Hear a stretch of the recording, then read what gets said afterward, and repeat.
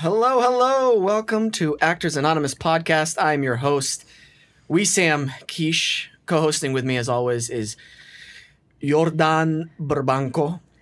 I'm always happy to be here on a work day. I didn't slip out when no one was looking.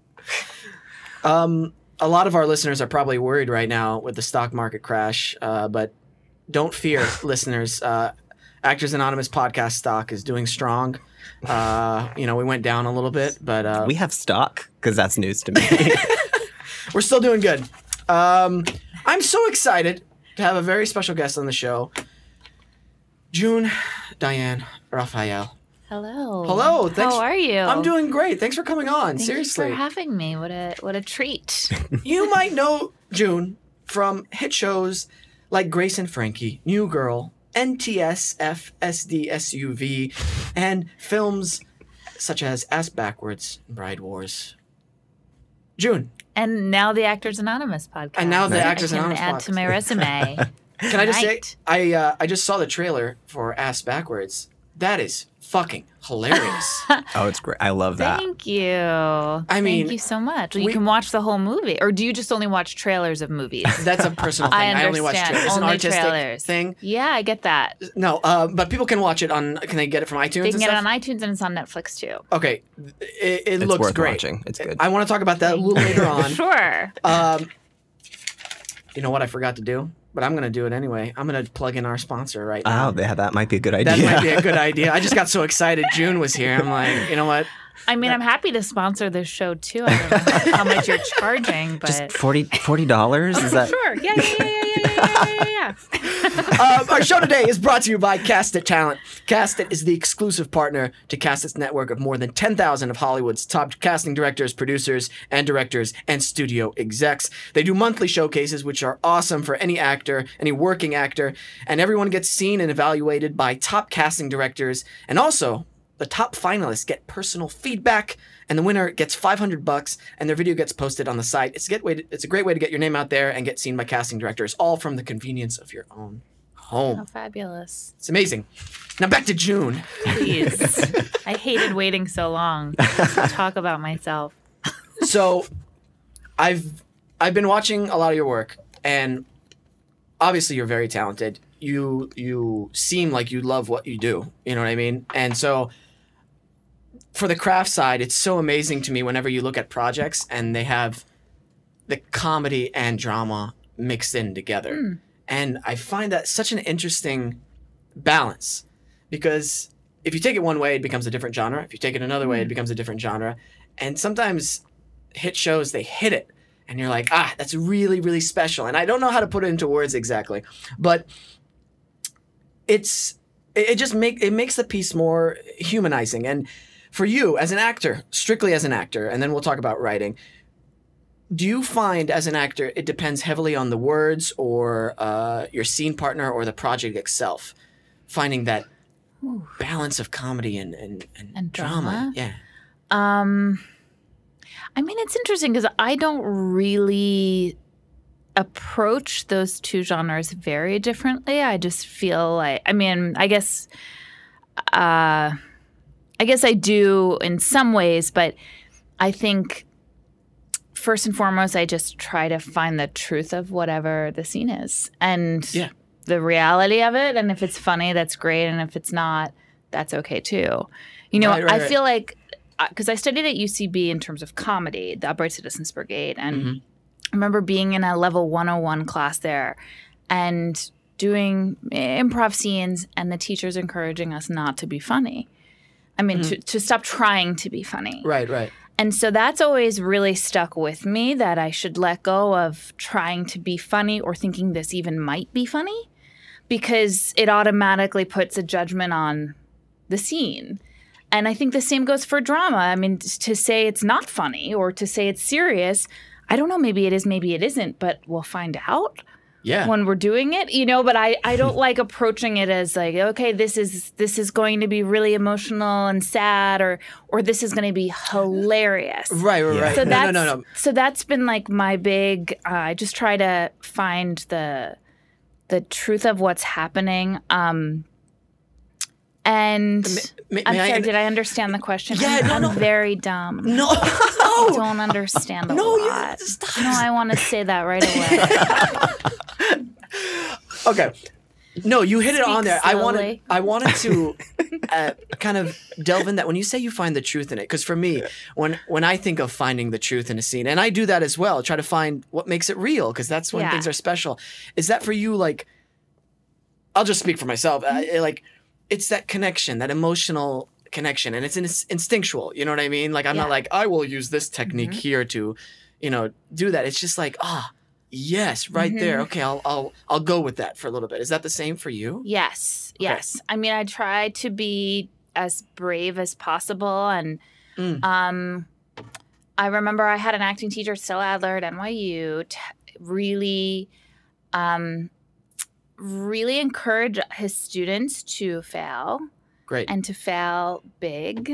Yeah. And to fail bravely, and to make fools of ourselves very bravely. And I just loved that idea and it's very hard as an actor, I think, when you're working in film and TV to do that, to feel you have the space, to feel, know, there are time constraints, the sun is setting. I mean, there are like very real boundaries on your work. You have to stay in this little spot because the lights are there. And, there are constraints. And I've tried, and I don't always do it, and I'm really working on it, but I'm trying to be brave enough to suck.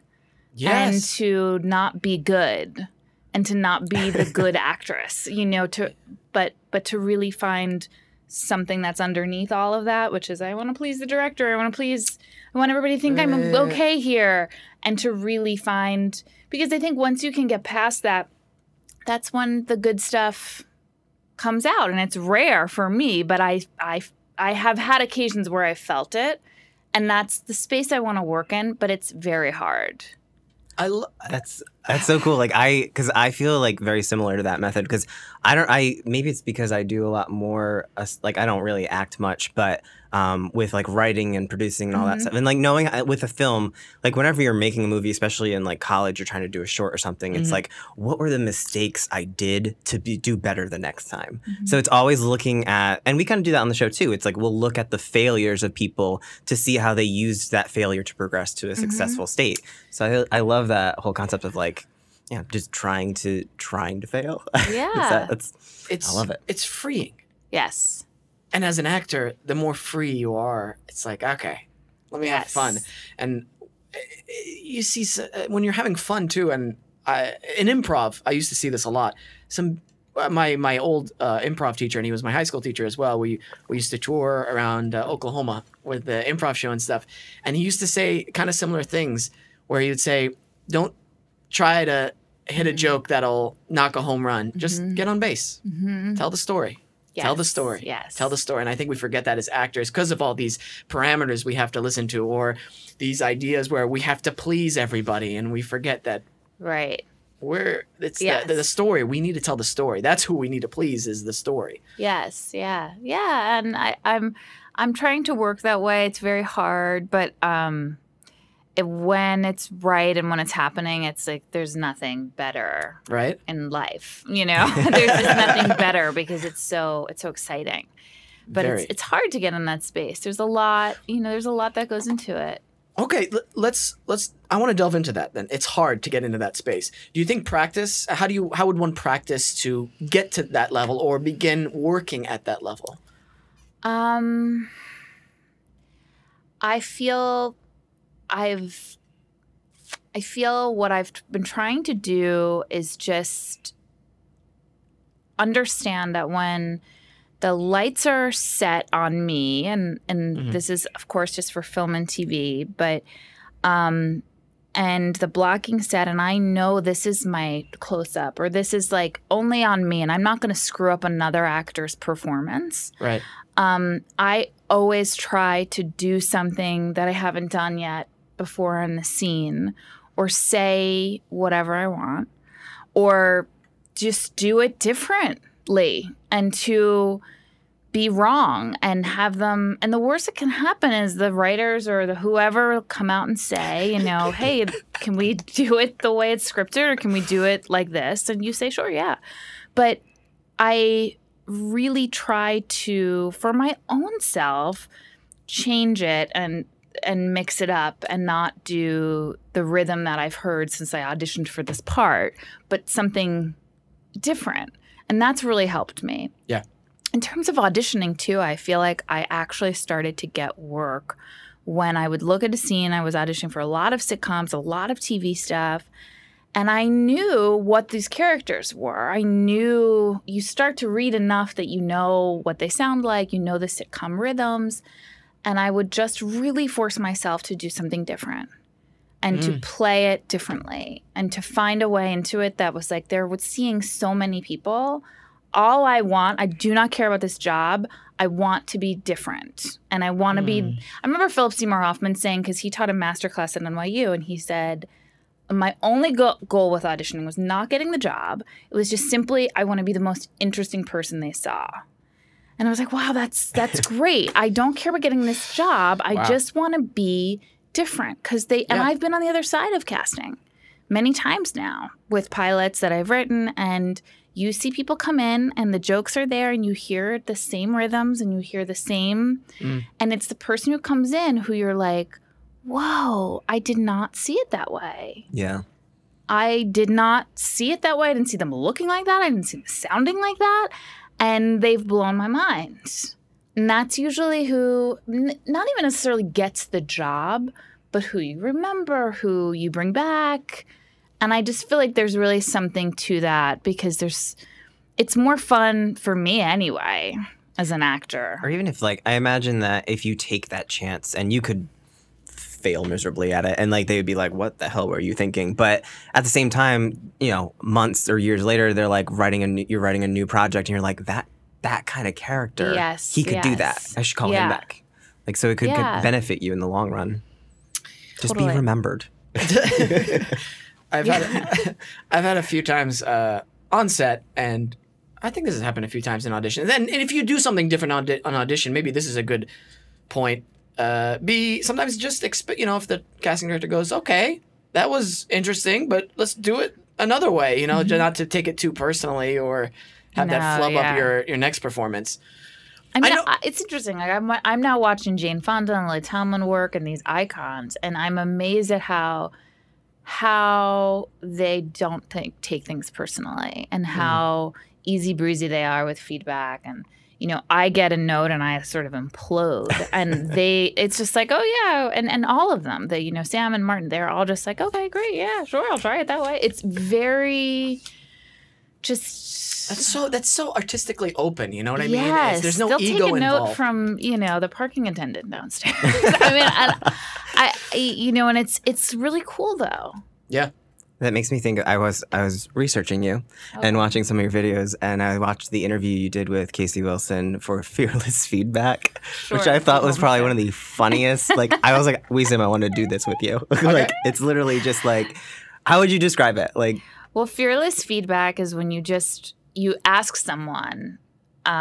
Usually I think we were describing it in terms of our friendship. Yeah. You ask someone can I have permission to give you fearless feedback? You have to get permission. Okay. And so, can I have your permission to give you fearless feedback? Absolutely. Okay, so at that point, I would give you some feedback on whatever.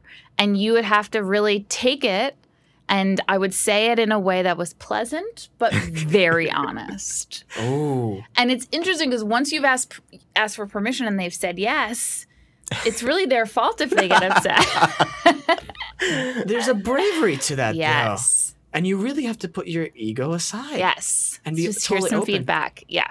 I think what might quench it's a word now. The fire. What's it called? Quench the fire. Quench the fire.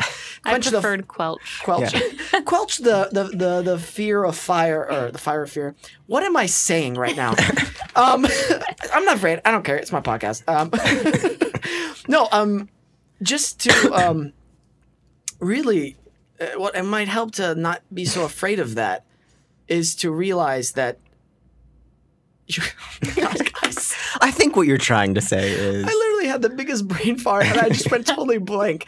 I agree with you. It takes a lot of fearlessness. And how do you do that though? Like for somebody who's really scared, how do you just open up and like that? Sometimes where I have to go, and I used to do this on stage when I was improvising, I would be so terrified to go out there and to do an improv show that I would literally be backstage and I'd feel like I wanted to throw up, and I would have to go to a place of, I'm not dying. Honestly, I'm not, nobody in my family is dying. I'm okay. Get your fucking ass out there and go. And I would have to literally get to that space to throw myself on stage. Wow. And sometimes I have to do that, still. It's just like, okay, I want to do something. I want to be brave. The worst that can happen is we're not doing brain surgery here. The worst that can happen is someone's going to say you're wrong. Right. And great to be wrong. I wonder what brain surgeons say whenever they're doing brain surgery. God, I should be an actor. Let's talk about Grace and Frankie a little bit. Jordan, I love you, man. I'm not on the show. Oh, you're not on the show? No. No, so it must be amazing. You were talking about working with Jane Fonda and Lily Tomlin. So they've been around the business for a while. Is there anything you've learned from them working on set that you're like, holy shit, oh gosh, yes? Well, what I mentioned about, just the way I see them, handle notes and feedback, I'm really impressed by, and I'm learning to be more just flexible. Yeah. In terms of feedback, and not so rigid with, I think this scene should be this way, or I think I should play it this way, but just taking someone's opinion and a director's advice on it. Right. And there's such a generosity to their process that I am trying to emulate. And, well, they're just very professional. Yeah. Very professional. And they are they're on time, and they show up on time, and they're there to do but truly, I've met actors my own age who don't behave that way. And they are, have had a lot of career and a lot of life, and they just take it incredibly seriously and want it to be great. Because working, it goes by so quickly. You know what I mean? Yeah. Like, we work really hard to get a job, and then we're there if we get it, and then it's gone. Yeah, it's so quick. You've done some writing as well, correct? As being a writer, actor, does one influence the other more, or do you feel yourself more in tune with one than the other? Well, I definitely, acting is really what I love to do. And I started writing to just perform my own work because I wasn't getting work elsewhere. So I definitely started it just to do more of what I loved. And now I do really enjoy it. It's a much more fraught process for me, and it is not as fun, and it's very solitary, and it's sort of just angst ridden and with not a ton of relief. Whereas acting, I feel like it's all that too, but then there's the joy of performance. So I don't love it, but I have a writing partner, and so we write together, and that's really fun to break a story together. And we've written several network pilots, and we have fun together performing the roles and improvising together, and then translating it and hanging out essentially, and talking about our friends and how we're going to write about them. Just stuff like that is really fun. So it's fun to do that together. But at some point, you are sitting in a computer with a cursor staring back at you, and you have to start somewhere. We live in a day and age where we see a lot of comedians and actors apologizing for jokes they made or tweets they made. Whenever you're writing, do you ever say to yourself, "Oh, is this too much, or is this too far?" Or do you just go, "You know what? No, this is part of the story"? There have been a few times where I think both Casey and I have said, "Hey, I feel like I'm not comfortable with that." And we've pulled back, but but not because we thought other people wouldn't be comfortable with it. That I've never cared about.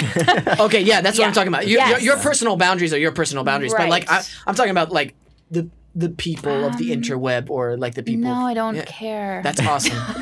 That's awesome to hear. I don't care because I think I'm a good person and I have a moral barometer, and so I feel like I'm the first line of defense. Yeah. And if it does really offend someone, I would absolutely think about it, but I won't think about it while I'm writing it. You know, I would release it to the universe and then, you know, I've never been in this situation, by the way, that I'm talking about theoretically, but then I think I would think about it for sure. But where did the idea for Ass Backwards even come from? I'm curious about that. Like, where did you guys come up with that? So Ass Backwards, which is, you know, you were naming my credits, and that's really my favorite thing ever. And that's It looks like you guys had a blast. Yeah, that's just my, you know, I know you only watch trailers, but if you ever do want to watch a whole movie.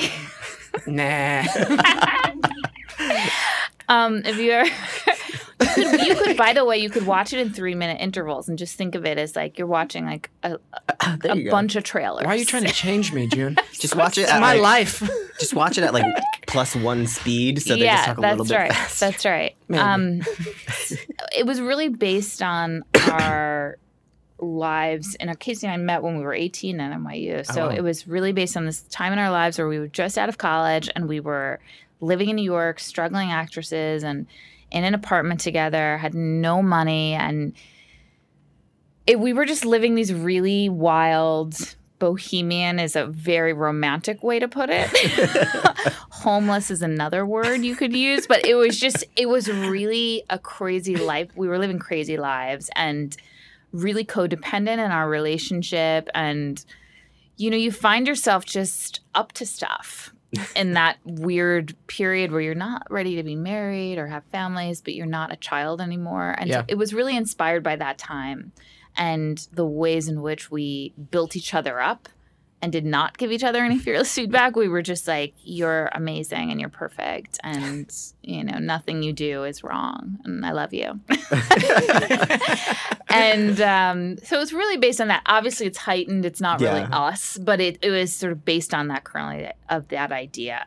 I just love when they go out on the stage and just like, what are you doing? No. Like, fearless feedback is needed. Like, Desperately. Definitely go out and watch that. Thank you. It's so good. Yeah, I'm actually gonna go and watch it. Hilarious. I love some like I was watching because I have Hulu Plus and I was watching Burning Love. Yes. And I hadn't seen it yet, and I've always wanted to watch it when it was on there's a Yahoo or something? It was on Yahoo, and then it was on E! For a spell. But and you're the main star for season 2. Yes. But one of my favorites is season 1. There's a scene where Ken Marino comes out without a shirt on for like the first time, and your reaction is probably one of my favorite moments in that entire show because it's just like all the girls react to like the shirtless like guy because it's like The Bachelor. Yeah, I get that a lot. But her, yeah, I know. I have to stop doing that to you. I'm sorry. But just like your reaction was just like so not. It was over the top, but just so real, which is what I love about it. It was just like, oh my god, it's just like I'm screaming, why? Why? Yeah, shaking it to the heavens. Can I talk about the scenes I liked in the trailer? Or is that Yeah. Those like 7-second scenes. We got to take a quick break, but when we come back, we're going to talk more with June. We're going to play a clip from Grace and Frankie as well, so stay tuned. Cast at Talent is pleased to support Actors Anonymous. Cast at Talent, for more than a decade, we've been working to make sure that the right actor has the opportunity to compete for the right job and has the right online tools to pursue that job. The Cast at Talent online showcase, Gig Finder, major open calls like Star Wars and Jungle Book, and feedback by Cast It certified casting pros within 24 hours. CastAtTalent.com, @CastAtTalent, and Cast at Talent on Instagram or Facebook. #right actor, right job. Put a flavored condom on your head because your mind is about to get blown. High school is over. Blackout party at the beach, bitches! You're legit popular. Ah, Maddie f***ing McKevin. You have to tell her. I still want to be with you. You still want to be with me? Welcome to the fantasy prom. Make sure to sign up for the raffle. You could win a rainbow. Awkward. Season 5 premiering August 31st at 9/8 Central. Only on MTV. I think it might be easier for the DNC to just move in. Hello, chef. Tell us what you're making today. It's personal lubricant. Mom, Frankie verbally molested me. Join the club, honey. And you're using this, like, for adult lubricating purposes? Sure. Yeah, we both do. No. Nope. No to all of this. I'm gonna take my dog and go. Don't you want to say hi to Guy? Hi, Guy. I gotta go. The clip you just heard is from Netflix's Grace and Frankie. Season 2 is coming up soon. That's really funny. Thank you. I'm surprised it played over audio, but it did. Yeah. Oh, yeah. The future. Should just do it as like a radio show, radio play. I would listen to that. That is a great cast. Radio show's making a comeback, though. I know. That's cool. I think exciting. podcasting has like kind of helped Totally. it. And then, boom, radio show. Ari Stidham from Scorpion, he was on our show. He's doing a radio show, too, That's as well. neat. Yeah. So, for our listeners, if you've heard about Grace and Frankie, basically it's these two women who find out that their husbands are not just work partners, but have also been romantically involved for the last 20 years. Two women with an already strained relationship try to cope with circumstances together. That's such a great recipe for storytelling, conflict, and Totally. comedy and drama. It's interesting hearing that description because it is definitely the premise of the show, and it launches this kind of living situation and a lot of issues of, but I think overall the idea of starting over later in life is something that's really interesting and a lot of people can connect to, be it because of this specific, your husband turns out to be gay or just a divorce or you've lost your spouse. And it's really about this chapter that people don't think about or talk about. And I think it's been for me really cool to see how many women have really been inspired by the show and the idea that they can, that we can get better with age and sexier and funnier. It's just, you don't get to really see that ever. It's great too because one thing you don't think about, even as like a creative or whatever, like whatnot, is how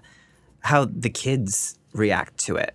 And like it's something where it's like you don't normally think about that scenario when like someone comes out and all that, but like when it's older and even if the kids are in their 20s or 30s, it's like that is a huge thing to have to accept. Yeah, you're kind of grieving for your past in a weird way and wondering how much of it was real because you find out that your parents are different and they weren't who you thought they were, and that's I think creates a lot of tension and yeah. That's one of the beautiful things about life. I mean, I don't know if you guys' personal experience, but when you start looking at your parents as they've stopped being the parents, and they're imperfect. They're imperfect. They're becoming your friends sometimes. In certain situations, it's like, whoa, it's a really one of those life chapters. You're like, okay, this is a new person now in front of me. Yeah, and they're kind of just doing the best they can. Yeah, I mean, maybe not all of them are, but. You said also something like it's a very scary time in a person's life when they have to start over so later on in life. I can only imagine what that's like. I'm fairly young in my life, but to be Are you? Me? Are you? I'm 74. 74? Yeah. 74. Very 70s. young. Really great skin. Thank you. I moisturize. No, but I think it's good to I think any jarring life experience is so great for an actor. It really widens your perspective. And if you really like immerse yourself in that moment, kind of do I like to do the checklist when something really jarring happens. Like, okay, where am I at in life? How did I get here? Why is this happening to me? How is this going to change my relationships? All of a sudden, you start getting the strength to overcome it. And you're like, okay, new chapter. New problems. I'm stronger. I'm strong enough to face the new stuff now. I still have all my limbs. It's the first step, and then I can still see. Okay. Yeah. You got to do a physical check sometimes, which is called a physical. You don't have to pay someone to do that. You should just do it yourself. Go to Hollywood Boulevard. This guy's $5. Right? $5 physicals on Hollywood Boulevard. Look for the Iron Man. your writing partner, Casey, correct? Yes. This is the person that you when you started out in LA, 18 years old, the crazy stories you mentioned before, Yes, right? in New York, but yes. In New York, excuse me. That's the person. Are there any stories that are worth mentioning on air that actor horror story? Or actor horror story? Oh, gosh. Well, the one story I can share is, we had this show at the Upright Citizens Brigade in New York called Rode Hard and Put Away Wet, which was a sketch show that we had written and were starring in. It was a 2-woman sketch show. And we were probably maybe 20, 21. And the show it really got us, it helped us enormously in our careers. We went to the HBO festival in Aspen. We got agents off of it. We started our writing career off of it. So it really kind of launched us. And, but that said, it would still be a very long time until we were able to support ourselves financially. So there was a woman who I still to this day cannot understand how she found out about our show, because we would perform once a week on Thursday nights at the UCB. And there was a big spread in Time Out New York about us. So I don't know if she read that. I don't know what. But she was, we could have written a sketch about her. Her name was Bunny, and she lived on the Upper East Side in the Silk Stocking district or street or whatever that is, in this insane apartment. And she hired us to do a couple of sketches at her cocktail party. She was paying us more than we were making at that time, and for months. So we, of course, said yes, didn't negotiate at all. She gave us one number. We're like, we'll be there and we'll do it for less. We were just so excited. And we got there with our costumes. And I said to her, so when do we come out? Like, when do we... And she's like, well, it's going to be really fun and she's Botoxed and she looks insane. She's like, and she's on pills. Like, it's just she's a crazed woman. And she's like, it's going to be so great because I'm not going to introduce you. You're just going to come out and you're just going to start. And I know this is like... Wait, I'm sorry. Excuse me, miss? What? I know this is a recipe for disaster. Like, you can't just not tell people a performance is happening. We're not performance artists. We are, comedians, and we need to be introduced. And I'm like, oh, okay. And she sets us up in the maid's room, who's this like older Irish woman who's in a full maid's costume. And so we're getting into our outfits, and the maid is running our tech. Like, she's running because there was a song in this sketch that we needed a cue for. So we're doing a tech rehearsal with like Nora, the Irish maid. And we come down, it's time. And we come down, it's a cocktail party of older people who are like clinking glasses. And we come down the stairs and we're dressed as little girls. The whole sketch was like, we're little girls. And we come down and we just start doing it. And people are, and it's no fault of theirs. They're confused. They're very confused. They are just like, what's happening? Who are those people? And so like one by one, they sort of like start to look at us. Although through the entire thing, there's just full conversations going on. Sort of look at us. But everybody's missed the setup of the sketch. So then nothing makes sense after that we're doing. And I didn't know this at the time, but Casey did, because she was facing me in the sketch. But I was performing, and little did I know, Nora the maid was behind me with a tray of glasses, like trying to get past. And every time she would like move left, I would move up. It was such a disaster that at the end of the sketch, I was lying on the ground, and I got up, and there was literally an outline of sweat on the floor from my body because I was so... my entire body started sweating. I've never had an experience like that. So then we go back upstairs to change costumes. We have to come back. We have to come back and do our second sketch. And so we're... ridiculous. It's so absurd. It's so insane. So we're changing... But we were getting paid. I believe it was like $4,000. So it was $2,000 for each of us for what amounted to like an hour of work. Wow. So it was like the biggest thing that ever happened. So of course we were going to go do it, but we changed costumes and I'm like, Casey, like this is like, they didn't know what the fuck was going on. And the woman's just staring at us, like smiling from ear to ear while we're performing. That's awesome. So then we come back down the stairs and I'll never forget this older guy, heavy set with glasses on, holding a glass of white wine, like sort of sees us from the corner of his eye and turns to the woman next to them and goes, "Here they come again." It's like, I guess it's happening. Whatever this is happening again. Whatever this was. You know, it's just unbelievable. I hope that whoever that crazy lady was that hired you, like all those people who went to her party, the only reason they come is like, okay, what new thing is she going to bring out We this were time? We were that. That one night. Oh my gosh. That is an amazing story. Let's go to Bunny's. It's going to be good. I hope she's still alive. Yeah, I wonder. I mean, there was no way to tell her age. You need to make that into a movie. That's like brilliant. It was so amazing. Here they come again. We have a listener question from Jay Soren Vioff. Just as video rental stores have disappeared for Netflix, what does she think is the next evolution of content distribution? God, or are Netflix at all probably the final stage? You work at Netflix, right? Right. I'm not working in business affairs. We want to know about distribution. I have no idea. That's the answer you're going to get, Jay Soren Vioff.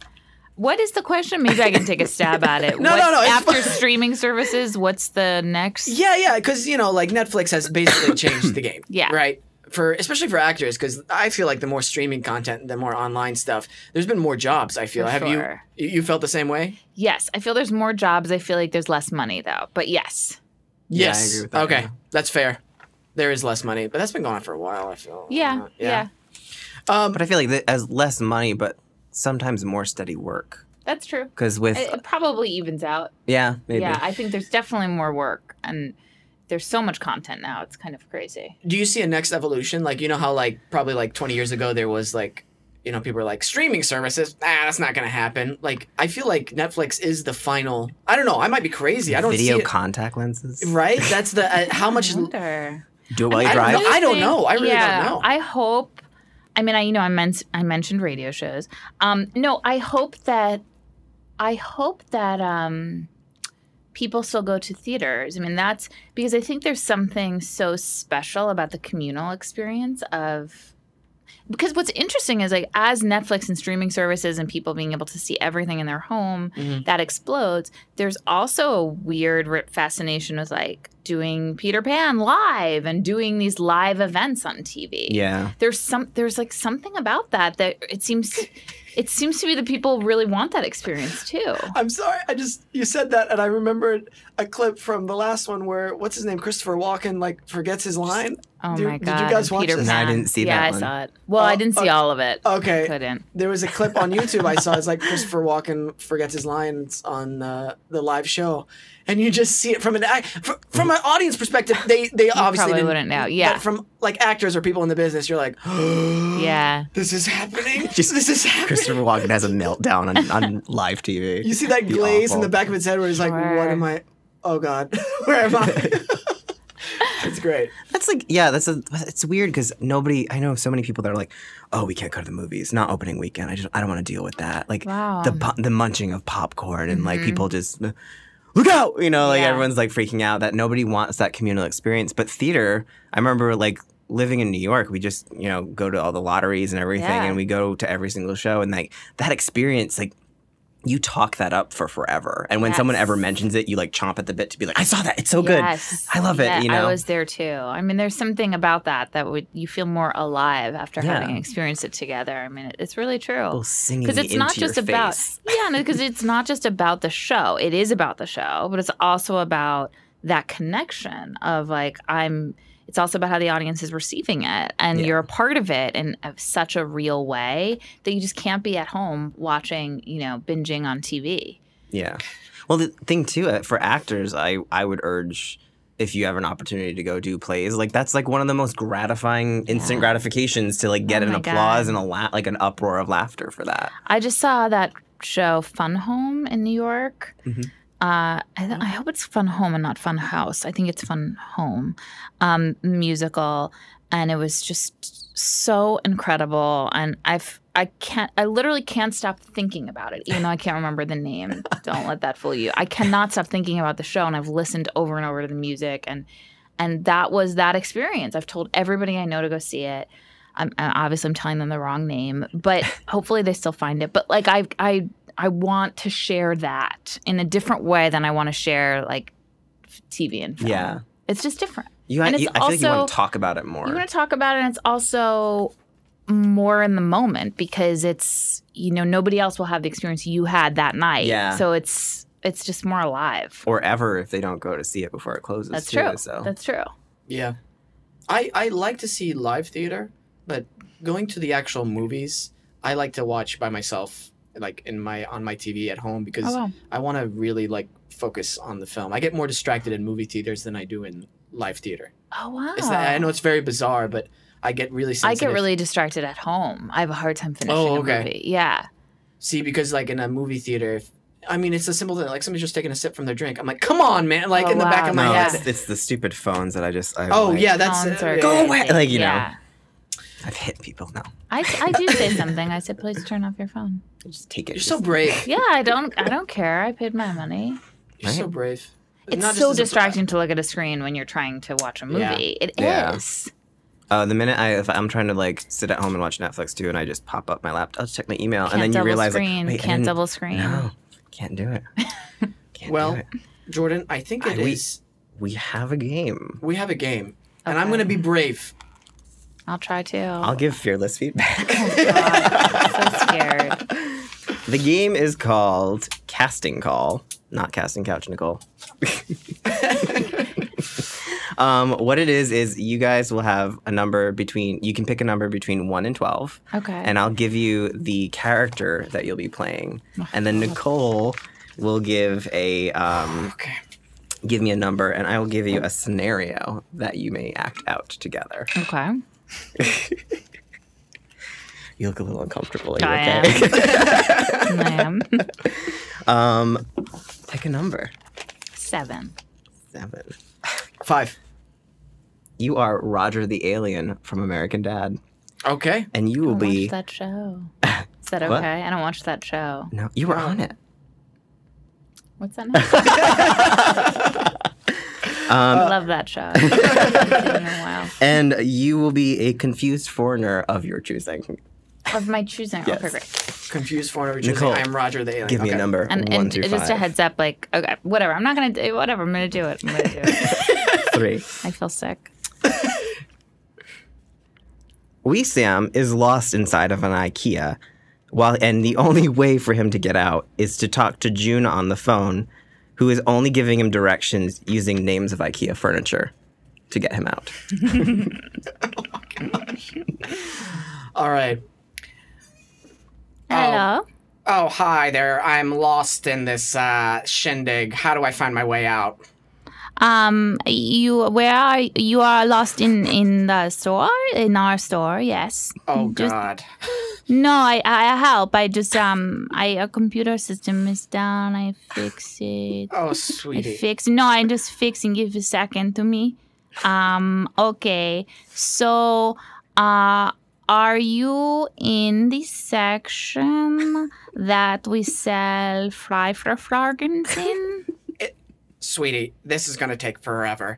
I'm gonna need your help, okay? Just guide me. Just hold my hand and guide me through the store, okay? I don't have hands for you when I am on a phone. You don't. I would love to hold your hand from the way you sound. Okay. But I can't get to you. Let me speak to a manager, please. That was amazing. Next scenario. New numbers. 3. 2. That's a really good form. You are a Valley Girl, Clueless style. Okay. You are Shrek. Okay. Somebody please help me because I've been blanking out on the... Donkey. Donkey. Okay. 5. Perfect. The scenario is you're both news anchors who used to date and you just broke up. So you're trying to sabotage each other on live TV. Okay. Well, this has been the Channel 7 news of Los Angeles. Yeah, Los Angeles. Did you forget where we were? I'm so sorry, folks. This is the Channel 7. I'm gonna pick it up here, Fred. This is the Channel 7 news from Los Angeles, and we are coming to you live from Los Angeles, in Los Angeles, to Los Angeles. Oh, Stacey, I don't think they know where we're from. Why don't you say Los Angeles again? You know what? I resent it.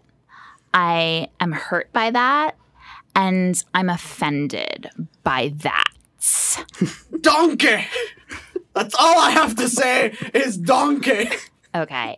I'm going to ask our producer, Jimmy. Jimmy, look at me right now. I know you see me. Put your headset back on. Jimmy, I'd like to cut to commercial because being next to him right now is really bumming me out. Jimmy, we've been friends for years. Jimmy? Jimmy? Stacey, I swear. Jimmy, put your headset back on. You see me. Jimmy. All right, one last one. All right. I'm gonna choose them because I want to hear this one. Okay. Sam, you will be playing Dexter from Dexter. The murderer or the cartoon? The murderer. The murderer. The murderer. Let's be honest. No. That's a fair question. It is. And I've June, run out of voices, but you will be Julie Gristlewhite from Burning Love. God, I don't remember how to do Julie Gristlewhite. Okay. Scenario? You are a pizza delivery woman delivering pizzas to Wee Sam's house, but when you open the door, he is alone and sobbing. Okay. Well, I'm sorry, real quick. Does anyone remember Dexter's sister's name? Deborah. Deborah, there we go. Okay. All right, we're good. Hello? Hi, I'm... I don't remember the voice. I'm just going to... Hi. Hi. Hi, I have a large pizza pie from... Oh, is everything... Oh my God, is everything okay? No, I just had to do I left, my sister's gone. That's all I have to say. What happened to her? It's been a struggle. She caught me doing something I shouldn't have been doing. Wait, sit down. Have a slice. Here, are you a vegetarian? I know this was half pepperoni and half veggie. Slice. Which can I get for you? Pepperoni's fine. Thank you so much. This is just... You're so welcome. This is just us having a weirdest conversation.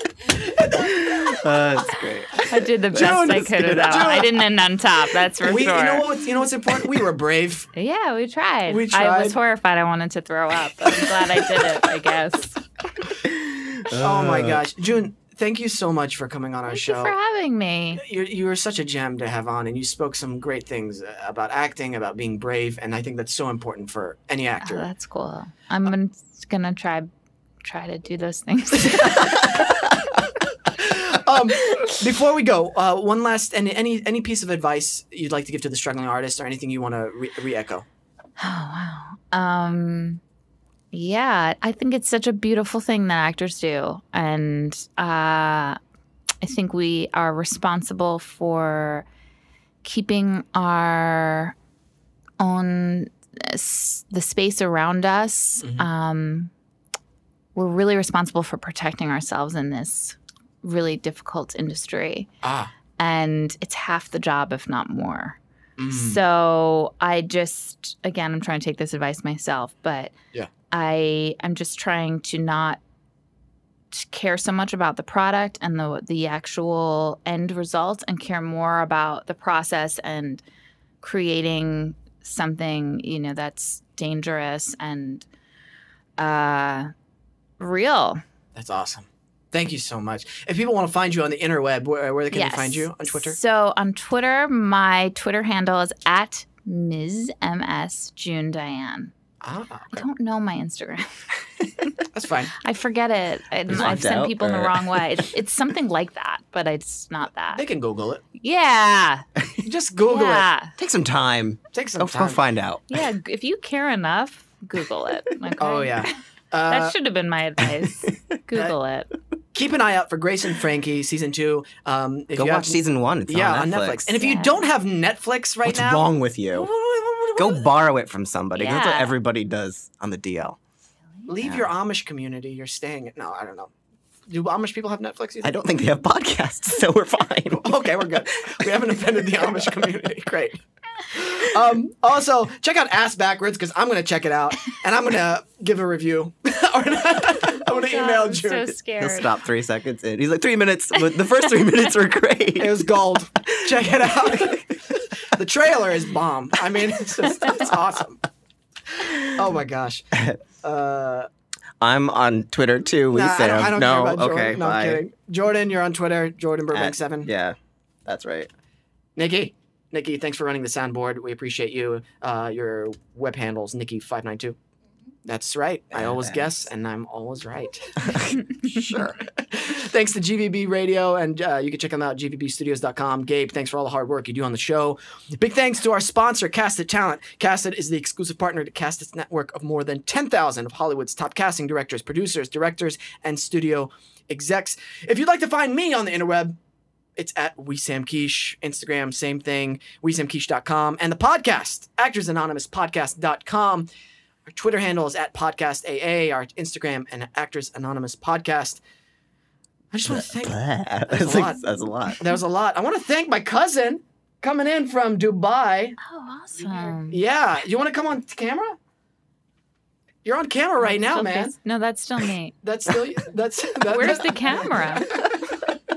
I thought that was the camera. Where's the other camera? There's so many cameras. Oh, there's one over there. Yeah, yeah. This is the future in here. Okay. We are all... Gotcha. Wow. Cool. Yeah. Cool. They're everywhere. We've got one. No, never mind. Thank you. Thank you to the listeners. We appreciate your listener questions, especially the one today. Thanks, Take a drink. You're trying out. I am. I'm just happy right now. Always remember to listen, think, and then talk.